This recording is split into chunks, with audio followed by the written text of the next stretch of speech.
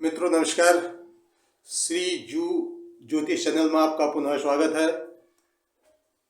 मित्रों, इससे पहले मैंने कई वीडियो डाली। आज कुछ मेरे पास फ़ोन कॉल्स आए, उसमें कहा गया लोगों चैनल को सुनने वालों ने कि कुछ अलग चीज़ भी डाल दीजिए।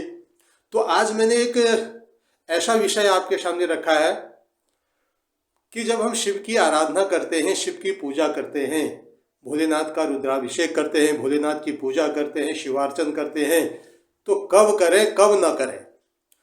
तो इसे मैं दो पार्ट में, दो भागों में आपको बताऊंगा। पहला भाग होगा कि शिव की पूजा कब करनी चाहिए, भोलेनाथ की पूजा कब करनी चाहिए। दूसरा भाग हमारा होगा कि शिव की पूजा यानी भोलेनाथ की पूजा किन किन तिथियों में, किन किन परिस्थितियों में नहीं करनी चाहिए। पहला भाग आज आपके सामने रख रहा हूँ, चार्ट के माध्यम से, बोर्ड के माध्यम से। हो सके आप इसको लिख भी लेना। और जब भी हम अपने घरों में पूजा पाठ करें, शिव की आराधना करें, शिवार्चन करें, रुद्राभिषेक करें, कब नहीं करें करके आप स्वयं ही उसको निकाल करके अपना उस पर निर्णय ले सकते हैं। बहुत अच्छा विषय जिसमें हम हमेशा संशय में रहते हैं, उस विषय पर मैं आज चर्चा कर रहा हूँ।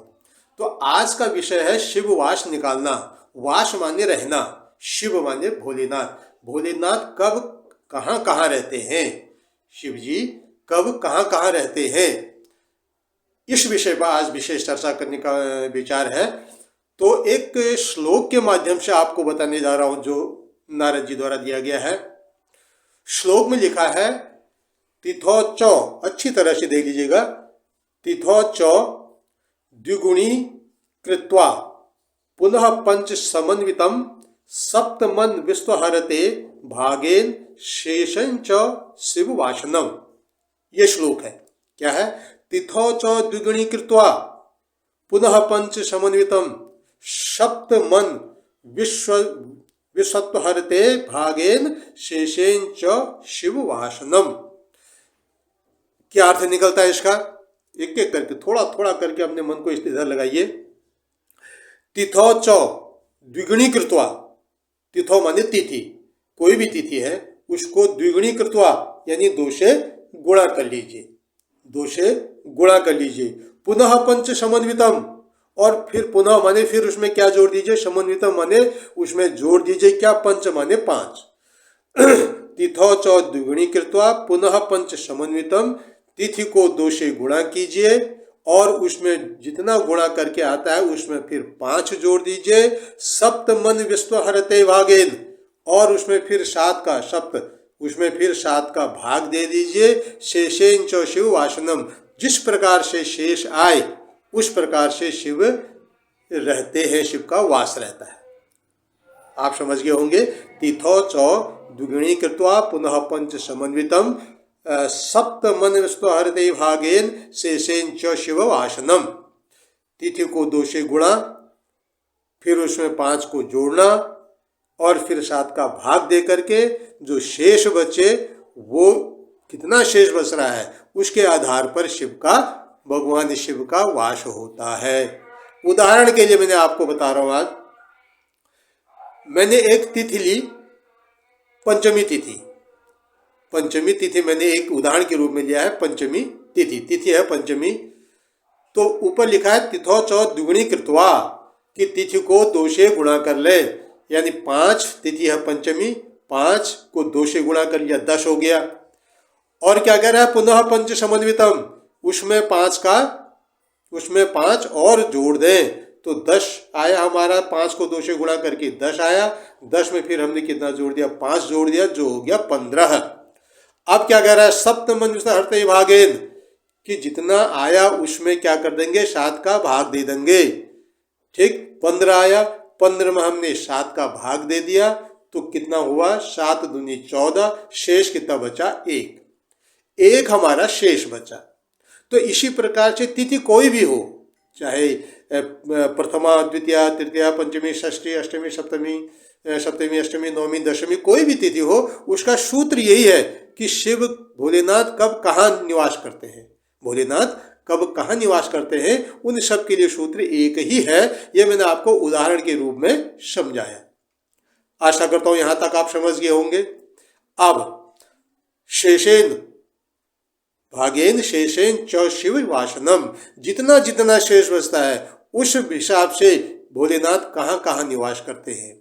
अब क्या फिर देखिए, आप श्लोक के माध्यम से पुनः आपको समझा रहे हैं कि कौन कितना शेष बच रहा है और उस शेष में भोलेनाथ कहाँ कहाँ निवास करते हैं।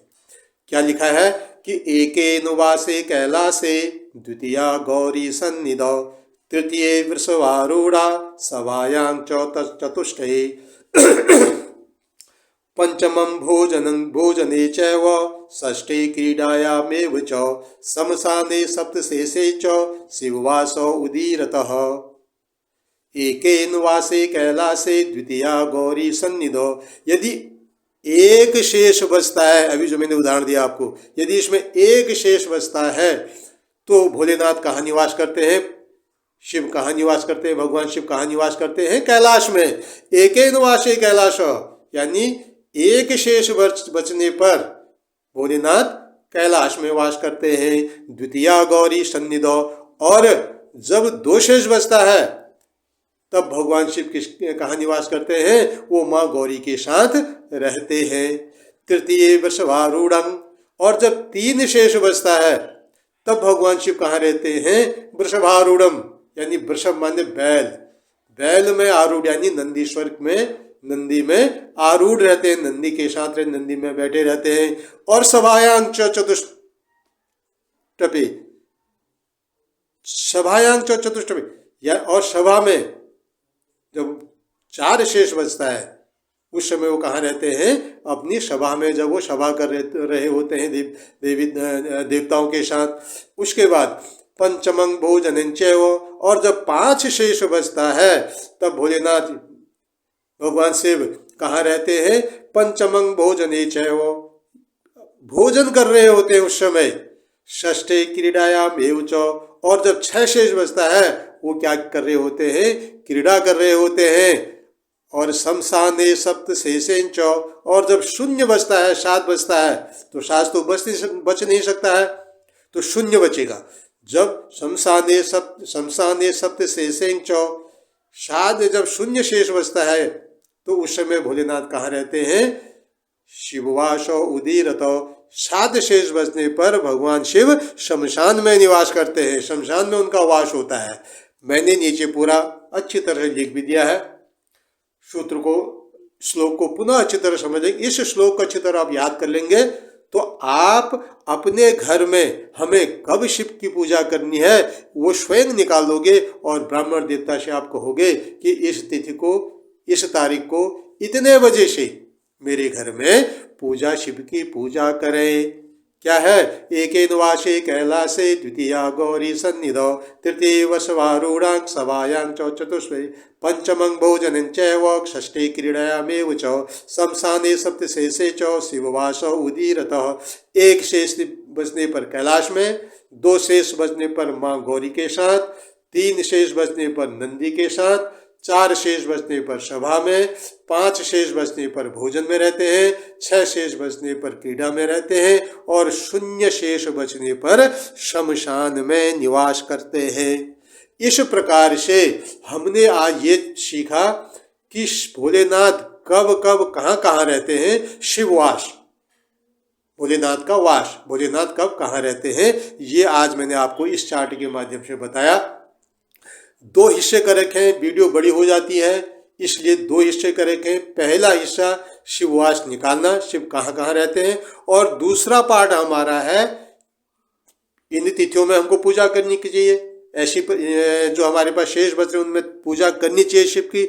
दूसरे भाग में आपको सिखाऊंगा कि शिव की पूजा किन किन परिस्थितियों में कर लेनी चाहिए, किन किन परिस्थितियों में ही शिव की पूजा करनी चाहिए। ठीक, तो आज मैं अपनी वाणी को यहीं पर विराम देता हूँ। आशा करता हूँ कि आपको ये वीडियो अच्छी लगी होगी, और यदि आपको वीडियो अच्छी लगी तो कृपया करके इस वीडियो को सब्सक्राइब, शेयर और लाइक ज़रूर कीजिएगा। और आगे आने वाले समय में आपको गूढ़ से गूढ़ रहस्यों के बारे में जानकारी दूंगा। विषय लंबा होने के कारण 2 या 3 भागों में ऐसे मुझे विभाजित करना पड़ता है और कम समय होने के कारण आप इसे बड़े ध्यान से देखेंगे। धन्यवाद।